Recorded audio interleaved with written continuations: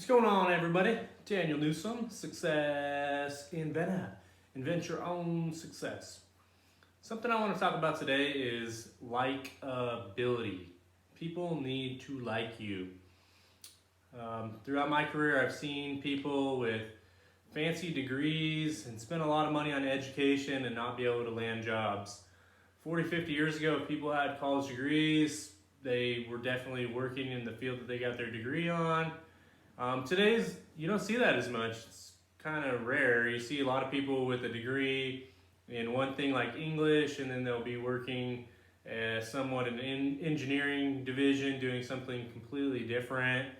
And it's just so unique to me that you see people that get these bachelor's degrees in a major, and then they completely are in just whatever industry that they could find work in.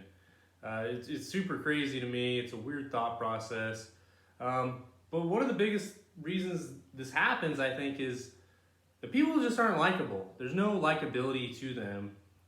For example, I knew someone that had an engineering degree. The degree costs over $100,000 worth of tuition throughout the course of the program. This person got an engineering degree, lined up a couple interviews, and then couldn't land any jobs. And in engineering, from what I've heard, is if you don't get a job within 3 years, they kind of deem you as unlikable, or there might be something wrong with you, and you don't get a job past that point.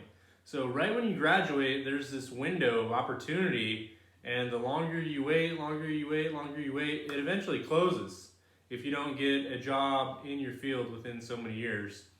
So it's really weird. It's kind of an interesting premise. So you got to think about it, like how can you increase your likability? And in college, you have everybody take the same classes, everyone's the same. Maybe the GPA is a little bit different, but for the most part, that doesn't really matter. Everyone's leaving with the same education.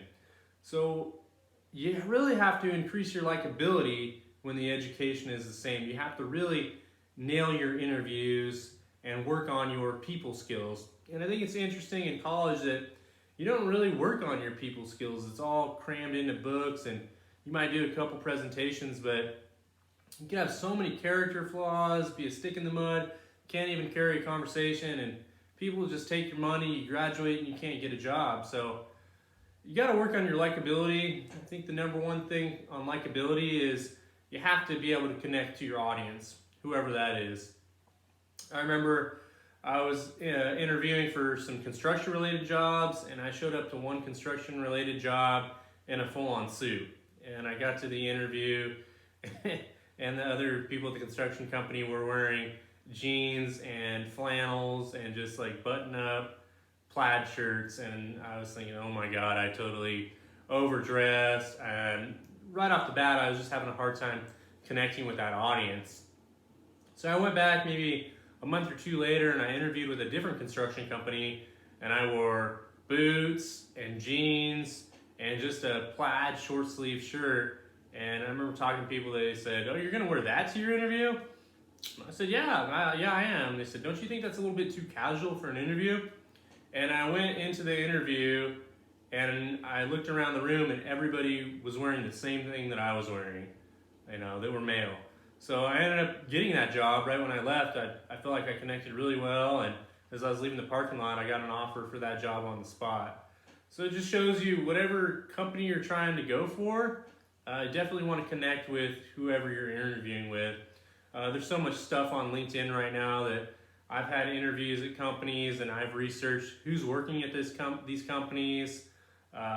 Based off of Indeed, you can even maybe try and find their Facebook and see what their hobbies are, what are their interests, and try and tie that into your background as well. Or maybe you went to the same school or took a couple of the same classes. What I've learned is people like themselves.